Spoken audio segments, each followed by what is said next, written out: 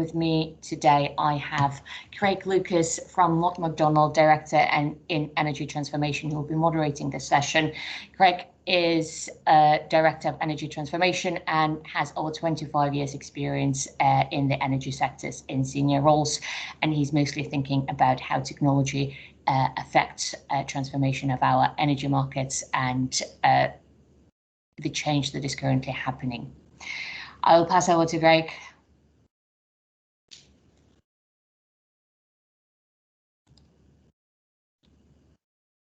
Not yet. Are you still there? Hi, I just lost you there. Yeah. Hello. Hello. Okay. All right. Good morning, everybody. Okay. So it just forced me to introduce our panelists then, and I'm going to ask each of them to spend a couple of minutes introducing themselves. But I'll just tell you who we've got today. Great panel today. So we've got Klaus Guder. He's the Chief Executive of Nordic Energy Research. His background is in economics, and he's worked in fields relating to energy, climate and the environment since 1996, both in the Nordic region and internationally. Prior to that, he was the head of energy economics and regulation at the Technical University of Denmark. And we look forward to hearing what he has to say. Then we've got Jane Cooper. She's the head of stakeholder relations and regulatory affairs for Ørsted in the UK. She was previously the head of economic regulation for Orange UK. Prior to that, she'd worked as an engineer at Rolls-Royce, Industrial and Marine Gas Turbines in Coventry. She's also a board member for ECITB. And then finally, we've got James Johnson. He's the Chief Executive of Piclo. I'm sure James will tell you who Piclo are shortly. He's got over 12 years experience leading teams developing innovative software platforms in the renewable and utilities sectors. Prior to that, he was researching microgrids at the University of Strathclyde. He was an engineer at Arups, and he was the founder of Solar Sketch. So that's just a quick overview. I'm going to ask in turn our panelists to just spend a couple of minutes introducing themselves a bit more and what their take on the topic is today. So Jane, if I could start with you. Thanks. Thank you, Craig. Morning, everyone. So Jane Cooper, I work for Ørsted. I'm not sure if you know who Ørsted is. We are we're the world's leading offshore wind developer. We were originally DONG, which was DONG in Danish Oil and Natural Gas. And about 3 years ago, we changed our name to Ørsted. We've got 12 operational wind farms in the UK, and we are now currently constructing our 13th, which is off the Grimsby coast. I just thought I'd give you a couple of thoughts on our transformation as we moved from coal energy into green energy. Next slide, please. Hi. Another next slide. Thank you. Love your home. That's our motto. So I think what we've done is we've had a look at some of the areas which you need to focus on you can focus on as you make a transition. So confronting your reality in a changing landscape. So this is really about understanding the context in which you're doing the business and how that's going to change. Some of this is just actually as you look at business as business changes, defining a sustainable vision, an aspirational purpose-driven vision. Ours is running a world that creating a world that runs on green energy. Engaging and aligning with your stakeholders. You know, this is the policymakers, the investors, the employees and customers, making sure they're all on the same journey with you. Mobilizing behind your vision, making sure that we move out of our legacy business and we build a new platform that people understand why we're trying to do that, and we've got their energy and their direction focus with us. Driving tangible change. So this is about setting ambitious targets that aren't so ambitious that they can't be met, but realistic enough to not demotivate the organization. And then going the distance, being persistent, and when there's setbacks, actually keeping on staying true to the course you have set yourself. Next slide, please. And that's the end. It's let's create a world that runs entirely on green energy. That's our vision. Thank you, Craig. Jane, thank you. I'm going to turn to Klaus now, if you'd like to introduce yourself and share your thoughts. Okay, thank you very much, and good morning to everybody. My name is Klaus Guder. I'm from Nordic Energy Research, as Craig just introduced. Nordic Energy Research is an institute under the auspice of the Nordic Council of Ministers. This is the intergovernmental body between Iceland, Norway, Finland, Sweden, Denmark, Faroe Islands, Greenland, and Åland. So what we do is that we fund research projects and programs within a sustainable future. We also work as a secretariat facilitating the intergovernmental energy cooperation between the Nordic countries. Next slide, please.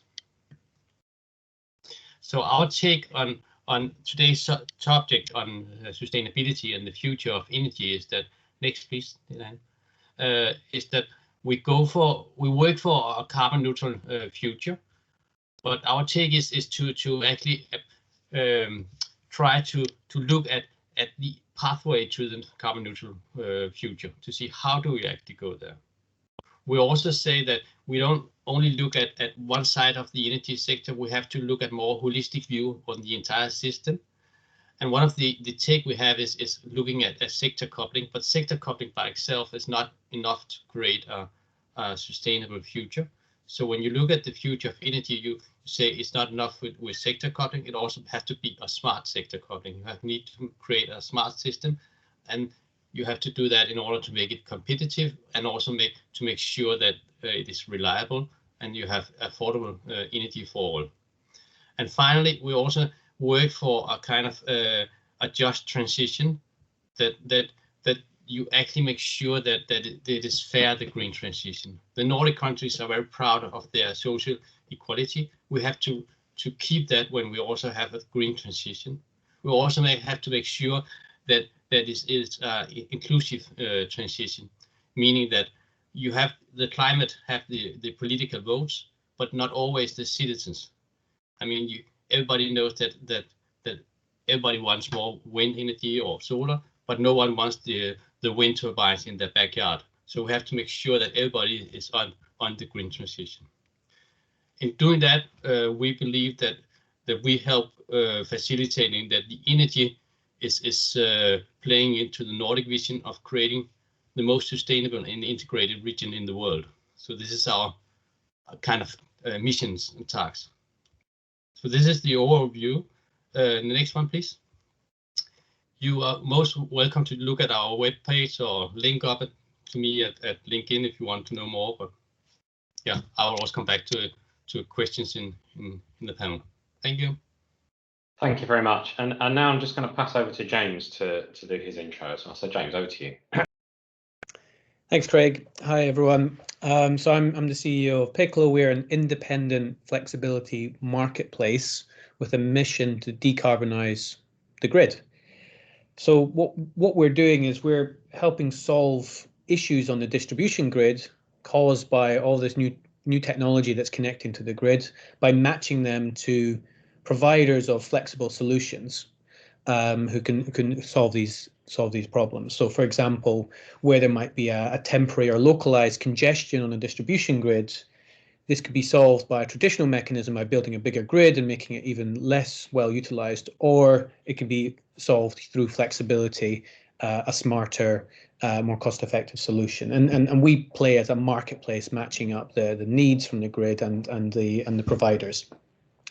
Three key drivers for Piccolo. So first of all, digital technology. We are a tech company, not an energy company. And what this means is we're very much leveraging the power of scalable cloud infrastructure, software and algorithms to build a globally scalable solution. So digital technology is at the core of our DNA. The other thing which is really important to say is that the company is nothing without its people. So it's really important we have the right culture to build and drive behind the mission that we have. So key things that we have are an open culture and very collaborative. And then the third point is, again, the company is also nothing without its users and customers. And therefore, building an ecosystem is very important. No one company can solve all the issues that we have, and it's very important to have that mindset of working closely with others to solve these issues. So with that, yeah, I can wrap up my intro. Back to Craig. James, thank you. Okay, so just as a reminder, then, if you would like to ask questions, please put them in the chat. I can see the chat.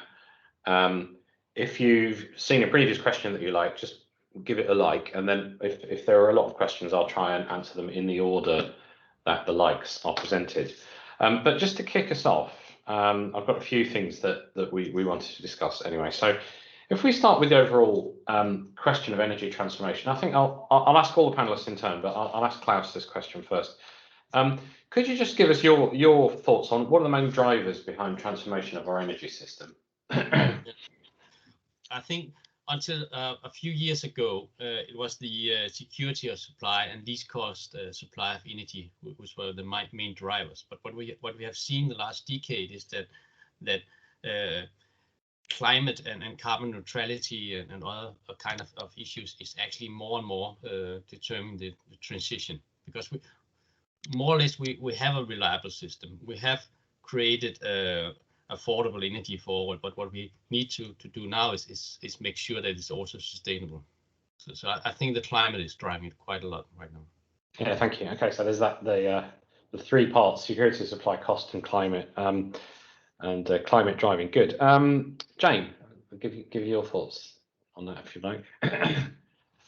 Thank you, Craig. I actually was reading through the questions last night and making a few notes for myself, and I put down visionary, the climate change. That's what's driving the transformation at that kind of that mega kind of approach. I think if we look at it, and I'm UK based, if we look at it in the UK, I think there's a statutory obligation now. I think it's about meeting net zero. I think that's how we're driving that forward in the UK. And I think that's, we'll probably discuss it through some of the other questions a bit later, but I think in the UK, I think something quite fantastic is happening actually. I think that somehow through COVID, through Brexit, we're actually managing to get behind a net zero world. Across different areas of different sectors. This is not just about renewables, but across all sectors. You know, transportation and aero, you know, aviation and cars. So I think that we're kind of getting behind the net zero. So if you ask me what's driving it here in the UK, I would say setting a really ambitious target. Thank you, and of course there has to be a sort of political context for that as well. So that's true as well. James, I'll give you a chance to talk about this one, I think. From our viewpoint, you know, in addition to the decarbonisation kind of driver, which is obviously very pervasive, there's a huge influence with decentralisation of the energy system. It's way more complex to run a system with millions of active endpoints rather than a couple of hundred large power stations, and that changes everything, both in terms of how do you achieve security of supply in a world where the grid is balanced by batteries rather than power stations. How do you ensure good behavior if you've got thousands of organizations and millions of people participating rather than 6 big companies? You know, and those are just 2 random examples, but you know, that for me, that is the defining thing. I think there's that sort of underlying mega trend around decarbonisation, which is global, but kind of chasing up after that, I think, is that decentralisation mega trend as well, which is quite challenging to tackle, I think. Thank you. Yes, indeed. Starting to get questions coming through. I'll just ask one more about this general topic, and then I'll start picking up what's in the chat. So, Jane, perhaps this is one for you initially. What are the obstacles that prevent us from relying solely on sustainable energy sources? Well, I think James has touched on some really interesting points there in his comments about the battery, the hydrogen as well that's coming along, the decentralization. And I think that we may be the obstacle, that we people, we've got to somehow, we need a policy framework to deliver, and then we need to get behind the policy framework. And I think whilst we have a broad ambition through the 6th carbon budget, and we have COP26 coming up at the end of the year in the UK, which is really driving a lot of focus. We have a 10-point plan for the Prime Minister, which sets out ambitious targets for green hydrogen, for offshore wind. I think we now need to see some of that detail behind that, and we need to understand how the business models can work, how the revenues can work, how they all fit together. So I think where we are, if we think about it as being a funnel, I think we've got to slip down this funnel together. And I think all of us, as we're talking here, we're all in quite different areas, but we're all connected. And I think we've somehow got to get all these different organisations coming together. But I think what has been achieved so far, which is actually, I think if we'd asked ourselves 2 or 3 years ago, would we get here? I don't think we would have done. You know, I with my friends, we play a game of what would not have happened if it had not been for COVID. And actually, I think we've actually advanced a lot in the last year.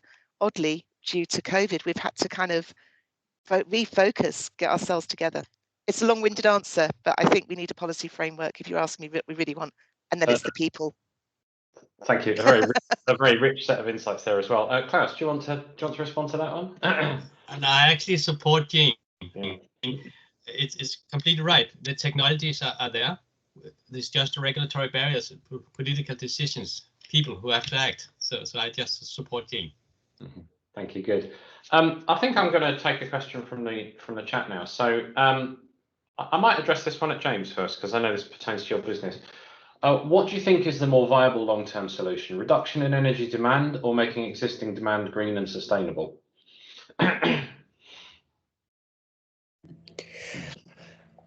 Well, I would argue it's not an either-or situation. Again, you want both. So the detail is how do you design the market so it gives an equal footing to both, and I would argue that it's not necessarily like that at the moment. But you know, and the other thing is that the energy systems globally are there's still quite a bit of reliance on you know, intervention from governments and subsidies and etc.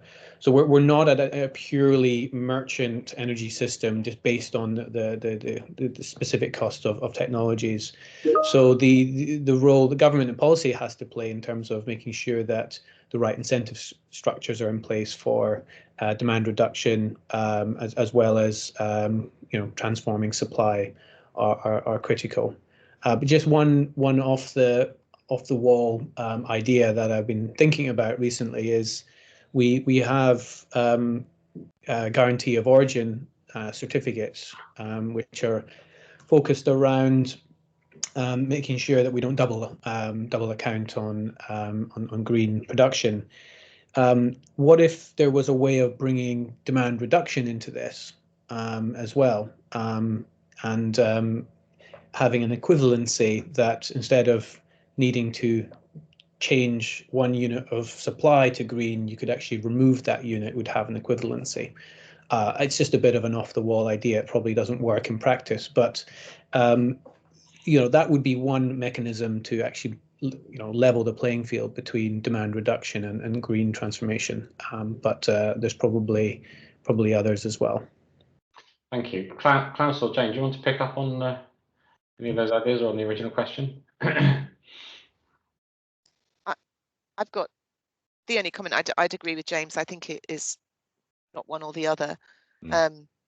It's both. I think when we look at what's happened over the last year, a lot of our industrial emissions have gone down, but I think our reliance on electronic goods goes up, you know, and that's going to be hard to break people away from that. If you think about all the iPhones, the other things, and all the digital, the gaming, the Amazon, the deliveries, all of those are driven by electrical networks. So I think that the demand is going to, we can help manage it, make it more efficient. I like James's idea. It's always been hard to manage energy efficiency. How do you measure something that's going down? Where do you start from? But I think it's hard to see that we're going to start requiring less energy, actually. Thank you. I think there's another interesting question. I think I'll start with Klaus with this one. What role do you think consumers play in the transformation of the energy market, and how do we make them better prepared? I guess there's a subtext there about how much are we asking for behaviour change, and how involved they need to be. Be interested to hear your thoughts about that. Yeah. I think consumers gonna have a large role, but it also depends how do you define consumers. I think the larger consumers would have a bigger role than the smaller ones, and that's only my own personal view, that they could act more flexible than small consumers. And one of the take that I have is that if you want really flexibility, you need the sector coupling, and it's going to be the professional consumers, the ones who's buying on behalf of others, aggregators or energy deliverers, district heating, whatever. They have a professional view for it, so they have also the objective of being flexible, actually. So they will have a large take on it, but also the small consumers can have a take. But I think maybe James knows more about that than I do, actually. Thank you. James, perhaps I'll ask James next. What do you, I know this is part of your kind of business, so what do you think about that?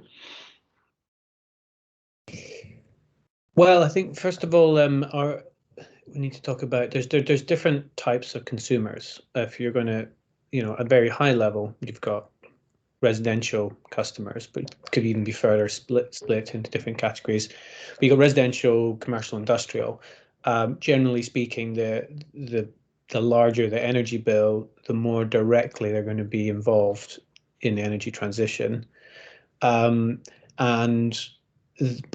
I think there's, just purely in terms of the importance, looking at the UK context, residential consumers contribute 50% approximately to final energy demand.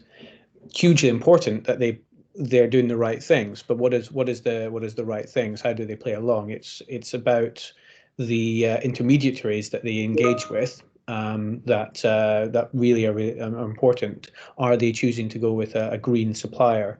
Are they choosing to buy electric car? Are they choose? The choices that they make are less about how they can be, in my view, actively involved, because people want to get on with their lives and want energy to work and be cheap and clean. But the choices that they make need to be collectively, the choices they make have a huge impact on the market. So then the question is, how do you make sure that the scope for the choices that they make is designed well? So, for example, if most people are using switching sites to change their energy supplier, how can there be more clarity on potentially the different grades of renewable supplier out there, because there's not just one type, one level of renewable supplier.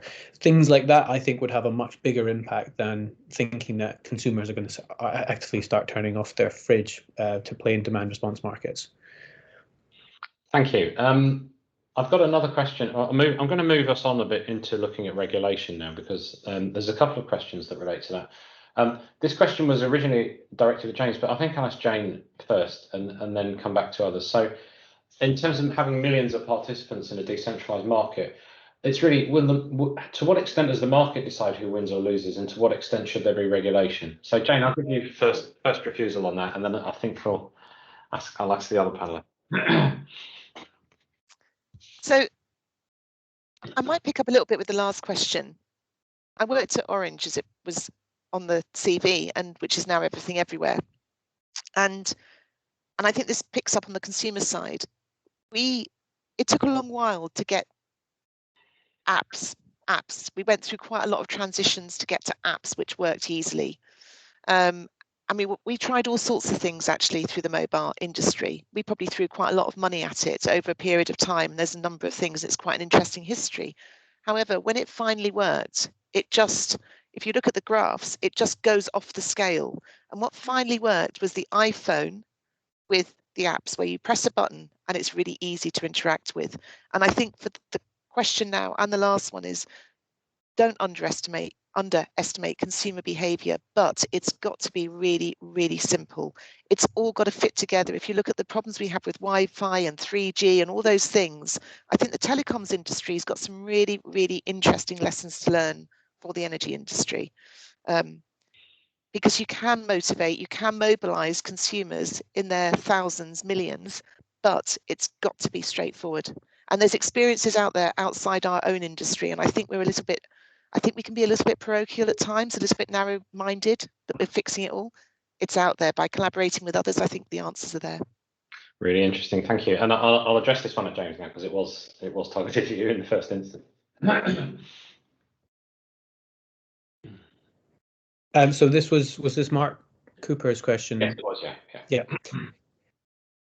So when it comes to regulation, first of all, I'm a very big fan of principle-based regulation, and I think that has a huge positive influence wherever and whenever that's implemented, because it doesn't prescribe what a solution should be, and typically the regulator will be lagging behind technology in the marketplace in terms of what the solutions are available. So the principles are really important. I think that yes, there needs to be an element of regulatory oversight on these markets about the market rules, especially where the buyer of services is a monopoly, like a distribution grid.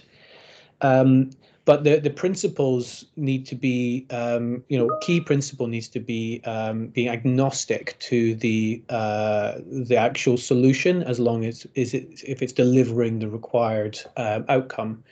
Now the detail comes into is if you are setting out rules such as minimum standard on technology, let's say a metering standard that might preclude smaller systems. That's where you get into sort of details about where there actually are sort of actual practical barriers, even if the regulatory barriers are not there.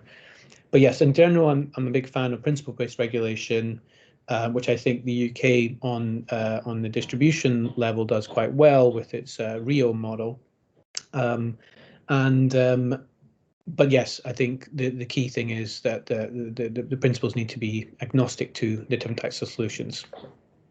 Thank you. We've got a few questions coming in now. I think I'll do one more on regulation, and then I'll move us on to thinking about technologies a bit. So perhaps I'll address this one to Klaus. So in terms of regulation, what do you think are the most powerful tools that have been implemented in recent years to push the transition towards a clean energy future, and what's missing?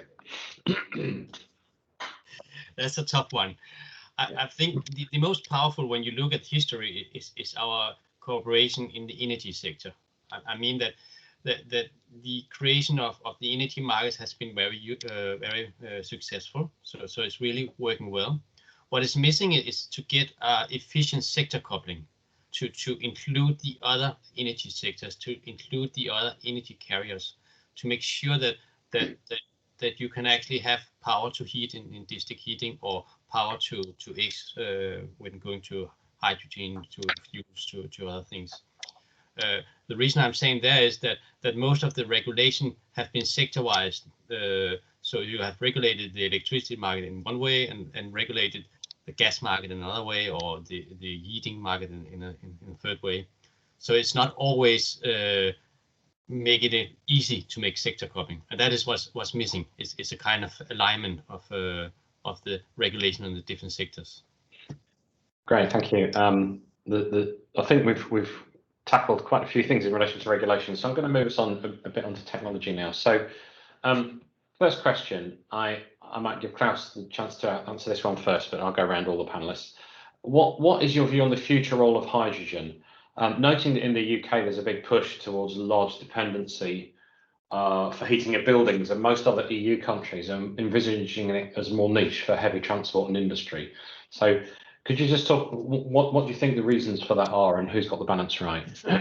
Yeah, so again, this is my personal view, but I think most of all, we will make the decarbonization of different sectors by first making direct electrification. That's the best solution, the cheapest solution.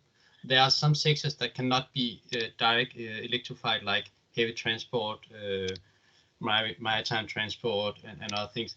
And that's why you go to other energy carriers like hydrogen. So for my personal view, hydrogen is used to decarbonize these sectors. So that's why I think it's mostly used there. I haven't heard much about using hydrogen in heating in buildings. It's not a topic in the Nordics, I have to say. But we're also very good in district heating and other things that is more energy efficient. So I think one of the reasons for differences of view is the UK apparently is the largest market for gas boilers in the world. So there's a bit of history and legacy there. Jane, I'd be interested in your view as a developer. Thank you. I mean, in the UK, we don't have much district heating because we mainly all live in Victorian terraced houses, which are very, very difficult to decarbonise. And that's an interesting journey, which I think the government's still trying to work out how to do it. So I think I completely agree with Klaus about the need to decarbonise. We've got the hard to decarbonise sectors like the industrial sectors, particularly in the clusters. We're very based, as I said, off the Grimsby coast, but in the Humber, which is the highest emitting carbon sector in the UK. As we bring on more renewables onto the system, we're going to need more flexibility, and hydrogen is going to provide some of that flexibility, and that we can store and we can use it elsewhere, and we can start moving on to decarbonising. We're looking at green hydrogen as a way to help to balance the amount of offshore wind coming onto the system, and improve the flexibility, the security of supply of the system. We've got a Gigastack project, which there's information on the website, which is an electrolyser we're building with Phillips 66 as an off-taker, and ITM, who's an electrolyser manufacturer in the Humber. So we're developing that at the moment. But we've got some way to go, and I would say that this is part of where the government base needs to start providing policy frameworks in order to help us get behind it. The industry's there, we need to get the government there as well. Good, okay, thank you. James, I'll give you a chance to sort of comment on this as well, because it's a very important part of the energy debate at the moment. I'm interested to hear your view. Well, and you know, the in the decentralized world where we live, we don't come across hydrogen at the moment. We come across the sort of one of the competing ideologies, I guess, which is electric vehicles, at least on transportation side. I see the electric vehicles growing really quickly, and I guess the question is hydrogen for residential level transportation even going to compete, because it's a couple of order magnitudes smaller and growing slower. Is it going to be left behind? I guess my feeling is yes, that's what's going to happen. I feel like hydrogen will have other applications, generally speaking, more industrial level and larger scale transportation, just purely because of that dynamic. So I'd be interested to hear other people's views on that, whether or not that is shared with the group or you disagree. Okay, good. I think we could spend the whole of the rest of the session on the hydrogen debate, so maybe I'll broaden it slightly. There's a question for Klaus here I think we should pick up on, and it's you said the technology. We were talking about having a sustainable energy system, and you said the technology's there if the regulatory hurdles can be removed. And the question was, do you mean we could derive 100% of our energy from sustainable sources already without further technological breakthroughs? I would say that at least in the electricity sector, you can go 100%. I don't doubt that. There are other sectors that you can't, but technology could also be carbon capture, where you actually is going the, capturing the carbon, and then allowing for emissions still to be there, as long as you then go carbon neutral. So these kind of technologies, together with the power to X or the different technologies, could make at least a carbon neutral system. I don't think you can go for 100% renewables already, but maybe in the future. James, do you want to give us your thoughts on that as someone building and operating electricity assets? Can we go to 100%? Well, we are obviously, as I said at the beginning, the strapline is building a world that runs on green electricity, green energy. We can get there, but we need all the other pieces to fall into place.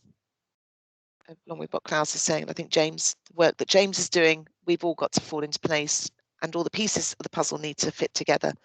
So it's, yes, possible. Thank you. James, I guess you're at the sharp end of some of these implementation as well. Have you got any further thoughts on that question? Yeah, I mean, in terms of standardization, you mean? Yeah. Yes, I mean we have a lot of views on standardization. It's a really critical yet tricky topic, and that tricky balance about you don't want to standardize too early, but then you don't want to end up having a whole series of different siloed solutions that are not compatible. So it's a really tricky balance. But I think the right balance is basically having not trying to overcomplicate interfaces and solutions by overthinking and overplanning standardization. But whenever implementing something, have in the back of your mind that this eventually will need to conform to a standard. So you're thinking that there's sort of pervasive thinking going into the solution of something that it will eventually need to be standardized. And for this, the key area, and I think a really important one for the entire energy system is around the standardization of the interfaces, such as APIs, application programming interfaces, between different systems, not just within flexibility, but across the whole setup. And we have live debates around how much standardization should be on that side of things. But I think with the right approach, which is just actually get going, practically implement solutions, but with the mindset that you want to be making these quite open and ultimately converging towards standardization and standardized approaches is the right way to deal with it. Thanks. We've seamlessly moved into another question that was asked actually on the need. Where's the balance between standardization and innovation? So I don't know if Jane or Klaus, if you want to sort of say anything else on that, be interested in any other perspectives. Do you know, on the standardization point, it's really, really important. And I think this is where I would kind of point back again to the mobile industry, because that was how we got all the interoperability, is by being standardized across networks. I won't go into the battery chargers, which are obviously all different standards at different points, but the mobile industry, it's got so many lessons for us to learn, I think, as we're becoming more digitized, really not to be underestimated. Very interesting, thank you. I'm going to move us on to another topic area now, and there's a question that was asked a while back, and I thought I'll try and tackle it along with a couple that I've got.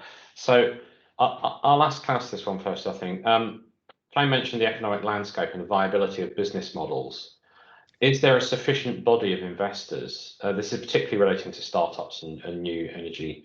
Is there a sufficient body of investors with interest in it and by extension interest in parts of the transition? Klaus, I'm interested to hear your thoughts on that. I haven't made many thoughts about that, but it seems like there are sufficient investors. So, but I mean, I'm not an expert in that area. Sorry. Okay, no problem. But I prefer to give the word down to one of the others. Yeah. Who shall I ask next? James, as you're in the market and raising finance, what would you say in response to that?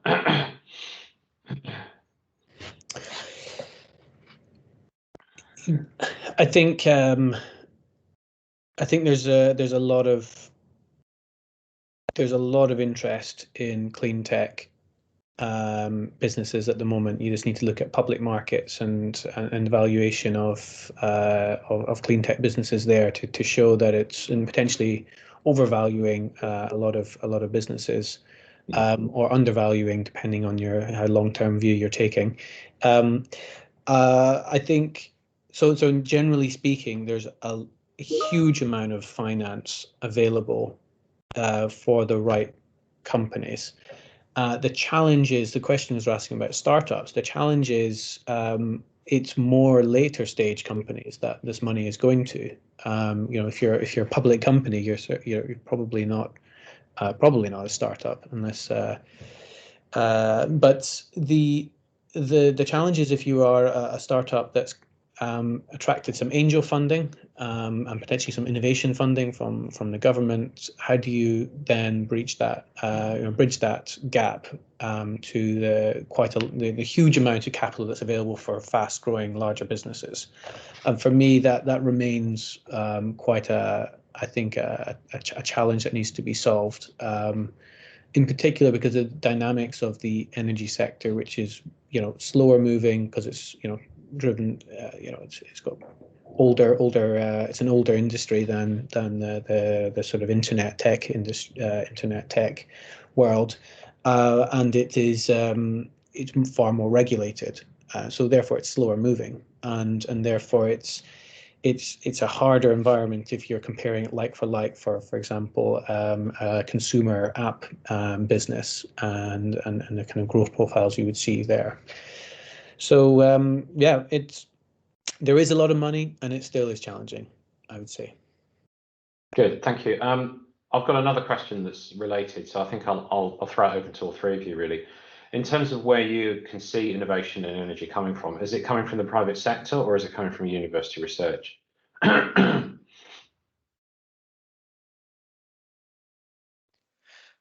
I? Yeah, go for it.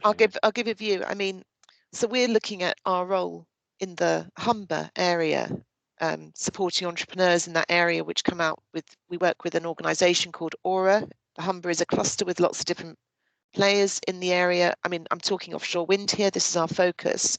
And we're certainly looking at how we can kind of bring forward that innovative thinking, working with Hull University. We work with Durham University, and a number of other ones, but those are the two that we're specifically working with, actually with Scottish universities as well. But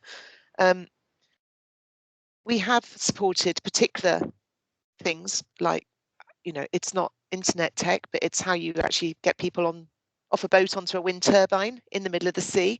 So we've certainly gone in and supported and invested in a company that's doing that, PICT. So how we do that. So we do look at these things, and I think we're quite a new company ourselves, certainly in the UK. So we're beginning to look at this and how we can support innovators. Thank you. I think as well the landscape of energy majors will potentially look very different. As you just described, who is an energy major? The answer to that in 10 years' time might be different to what it is today. I'm going to move on to a couple of the questions that I had, just to sort of move us on to one or two other themes before we wrap up. I'll ask Klaus this one, if I may. What market trend would you want to accelerate to provide clean and affordable energy for all Europeans? I think I mentioned the sector coupling a couple of times, and I think it's important that it's done more efficiently. So when looking at that, I would like to kind of accelerate that. There's been a question on the hydrogen. This is the power to X issue that is quite relevant, but also the power to heat or power to other gases than just hydrogen. So this kind of thing could be very nice to accelerate. And then also the carbon capture part of it, because as I mentioned before, many technologies are ready today, but there are some sectors that need some time. And if we need to keep the carbon budget, we also need carbon capture. And that has to be taken into account in the entire energy system. So the entire value chain of carbon capture, both to capture it, to transport it, and to deposit or to reuse it in a sustainable way, is important. So that I would like to accelerate. Thanks. I think I'll Jane, have you got any thoughts? Give you a chance to respond to this one. I think we spoke right at the beginning about clear government targets, ambition, vision, certainty for business. I think we've seen some of that this week from Biden and Johnson, Prime Minister in the UK, setting out, you know, ambitious targets ahead of COP26.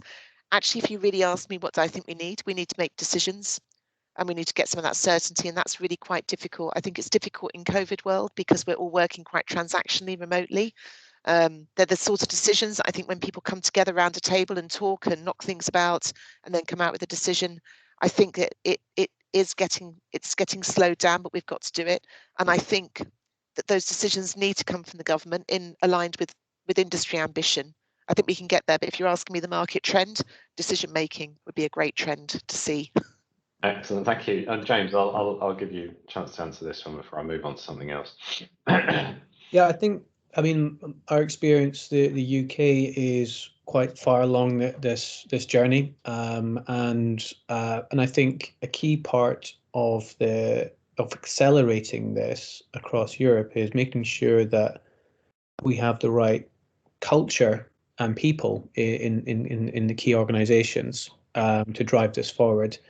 And from our perspective in the distribution system operator world, there is actually that that regulatory push from the EU directive around flexibility procurement, and it's sort of slamming into 100-year-old business that has never needed to act run the grid flexibly. They've just needed to have enough wires and poles in the ground, and there's an entire company culture based around a different way of thinking. And I think the challenge we see across Europe is not one of regulation, because I think that is actually going in the right direction. It's actually one of a company culture of these incumbent organizations, which needs to become much more like Ørsted and forward thinking, in my view. But it will happen. But I think if you're a leader of a business, this is what you need to be focusing on just as much as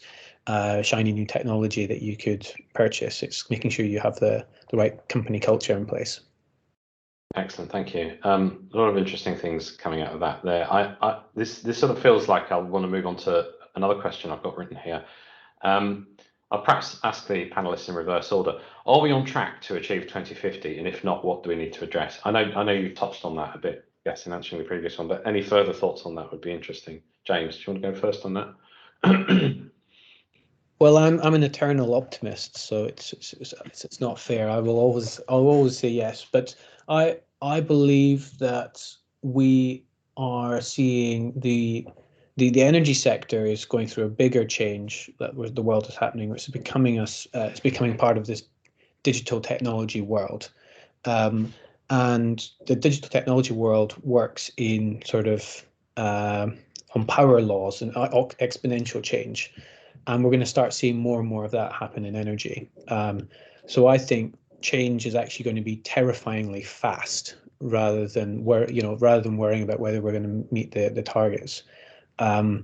So yes, I'm bullish on that point.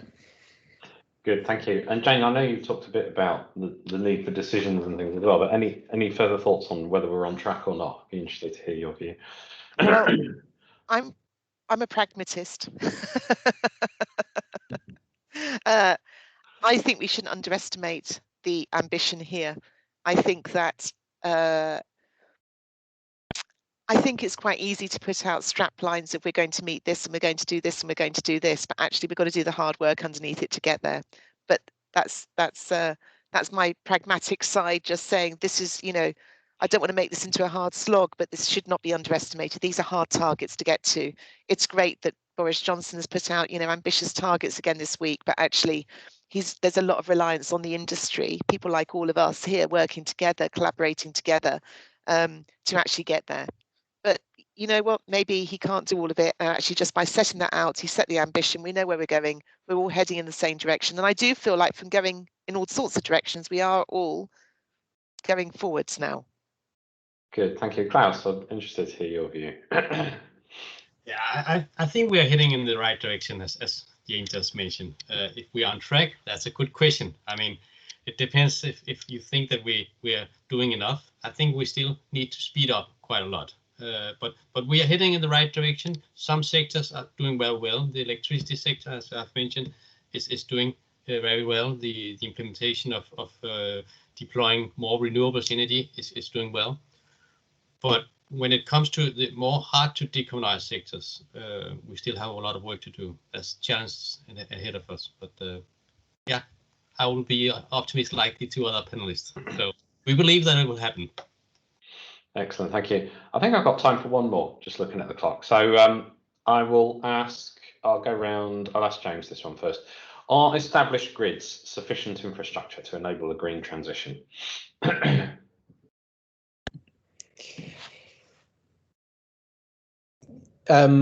We do need to build more grid, but we cannot rely on building more grid by itself. That's the key. It's not about either or. It's not about just using flexibility or just building bigger grids or reinforcing grid. It's a harmonized approach of doing both, and that will have the best outcomes in terms of costs, speed, because if you don't do it right. You know, the trilemma being you have costs, carbon, or reliance, or reliability. If you know, the grid can put the brakes on the decarbonisation if they go, well, we can't keep the lights on. We can't promise to keep the lights on if you're going to install 20 you know, superchargers in this particular area of the grid.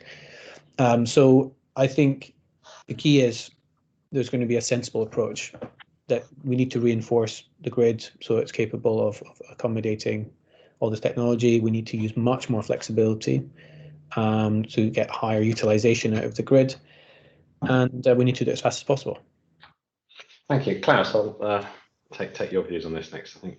No, but I also think we need to enforce the grid, because I mean, the one main reason is that we will have much more use of electricity in the future. But what is important is to make sure that we digitalize the grid and make it a smart grid. So we actually use the grid in the most optimal way, both on the distribution side, but also on the transmission side. I mean, you have the Danish cases with the energy hubs in offshore. This what the Danes call the energy islands. It's a kind of a mesh grid way of thinking, that you actually try to optimize the grid, both on the high level, high voltage level, and also the lower level. So do it in a smart way. That's the. Thank you. Okay, and I'll give last word to Jane, because we're nearly out of time. Jane, what do you think about it? Okay, I'm going to be very, very practical. Yeah. So one of the bits that we see is building more offshore wind farms. Those are coming in offshore, obviously. So we're moving the places where the grid connections have been traditionally, and we're seeing that that's where there are constraints there. So they need to have bigger connections in order to make bigger connections from offshore, and that's going to be a challenge, and that needs to be thought about, and there needs to be regulatory approaches around that, and it's sensitive areas in some places. So that's my final word, is the big power lumps are moving from being onshore to being offshore. Indeed, thank you. Well, we're nearly out of time. Thank you for some great questions from the audience. It's been really good participation, a really interesting conversation. And I'm now going to hand back to Nadia to make closing remarks.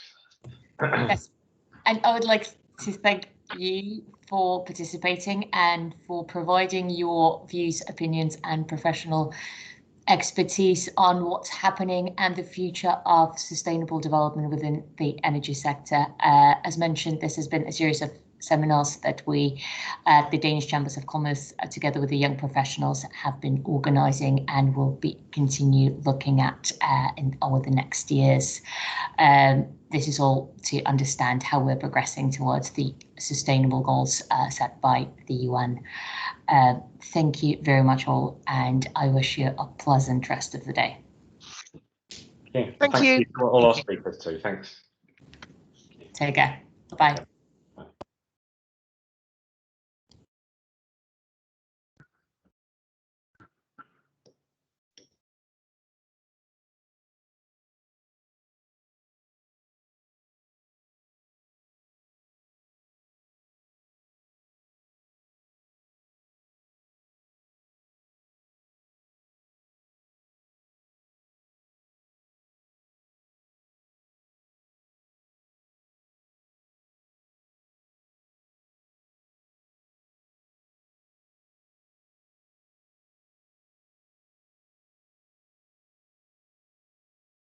Morning, Gunnar. Good morning. Morning, Gunnar. Come on. Morning. So, how was that? Oh, it was good. Oh, let me just stop recording. Hang on. Sure. Yeah. Yeah.